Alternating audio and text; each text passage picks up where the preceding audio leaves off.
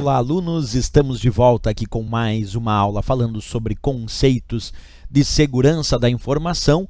E agora o assunto que nós vamos descrever, como está aí na tela, é o assunto sobre os vírus de computador.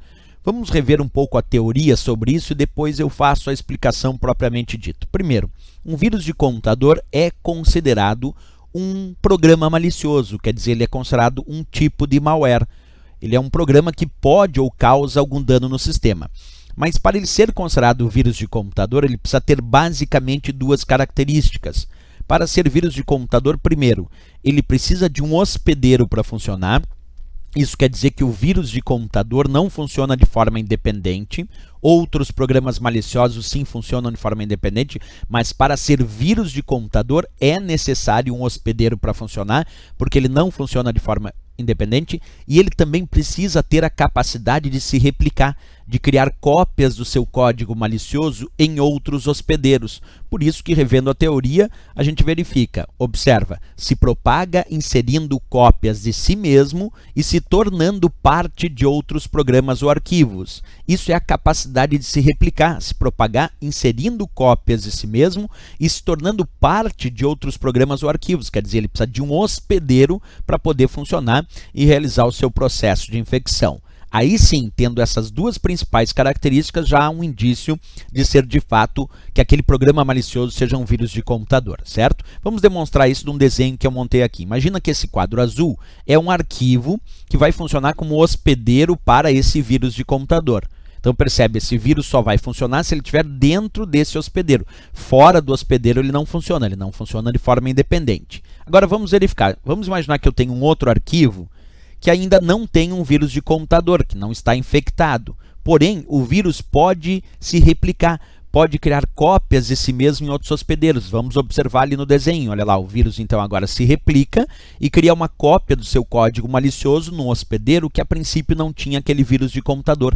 Então ele só funciona dentro de um hospedeiro, mas ele se replica. Ele tem a capacidade de criar cópias de si mesmo, cópias do seu código malicioso em outros hospedeiros, como a gente acabou de verificar nesse desenho. Ok? O que mais nós temos que rever sobre vírus? Quando a gente fala sobre essa história do vírus precisar de um hospedeiro, ter a capacidade de se replicar, ele também precisa ser executado. O vírus depende da execução do programa ou arquivo hospedeiro. Quer dizer, tu precisa executar aquele programa ou aquele arquivo hospedeiro que tinha o vírus para que ele comece o seu processo de infecção, para que ele consiga se replicar, criar cópias de si mesmo. Se tu não executar o programa ou o arquivo hospedeiro, o vírus não consegue se replicar.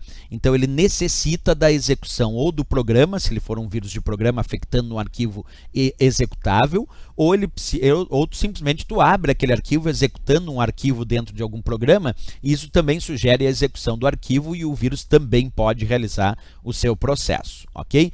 Existem, claro, os principais meios de propagação de vírus atualmente. Antigamente se propagava muito vírus por disquete, mas com o desaparecimento do disquete, basicamente hoje através do envio de e-mail, com arquivos em anexo, com vírus infectados, é claro, e também através de mídias removíveis. Hoje em dia, principalmente pendrive, tem muito pendrive aí que traz vírus de computador, e aí quando tu conecta no outro computador, executa aquele arquivo, esse vírus pode atingir o teu computador também. Ou até através de páginas da web, quando é executado um script mal intencionado, também pode haver infecção por vírus, principalmente enviados por e-mail ou através de mídias removíveis infectadas. Mas até páginas da web também pode acessar, executar um script e o vírus poder infectar o teu computador também, ok? Nós ainda temos essa ideia de pensar em vários tipos ou variantes de vírus. Então existem os vírus propagados por e-mail, como eu disse, quando vêm anexados às mensagens de e-mail, aí tu recebe aquele e-mail e executa aquele arquivo anexado, e se ele tem um vírus ele começa a se propagar.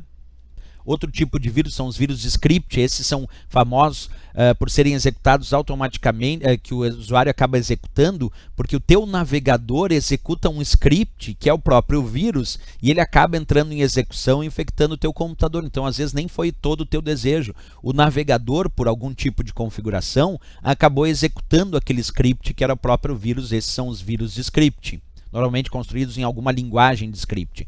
Temos também os vírus de macro, que são aqueles que infectam os arquivos tanto do Word, do Excel, do PowerPoint. Quer dizer, os vírus de macro infectam arquivos de programas de pacotes Office que possuem esse recurso macro ativado. Temos também os vírus de telefone celular, hoje em dia bem famosos, né? Propagação de vírus de computador através de telefones celulares também é comum, até mesmo através de mensagens. Os vírus de programas, aí sim aqueles que infectam os arquivos executáveis, que são os arquivos que executam as aplicações, principalmente uma extensão chamada exe, exe. Então esse é um universo de alguns tipos então de vírus de computador que podem afetar o teu computador e o sistema, certo, pessoal? Então isso é a demonstração de como funcionam os vírus propriamente dito. Na próxima aula nós vamos falar sobre outros programas maliciosos além dos vírus, porque essas são características para serem vírus de computador. Agora lembra, né? Principalmente precisa de um hospedeiro para funcionar, tem a capacidade de se replicar, que é criar cópias de si mesmo, e também precisa ser executado para realizar sua função mal intencionada ou se replicar. Características aí que demonstram que é, de fato, um vírus de computador. Certo, pessoal? Então, até a nossa próxima aula. Se gostou do nosso vídeo, não esquece, marca gostei e também se inscreve no nosso canal. Valeu, até a próxima, bons estudos!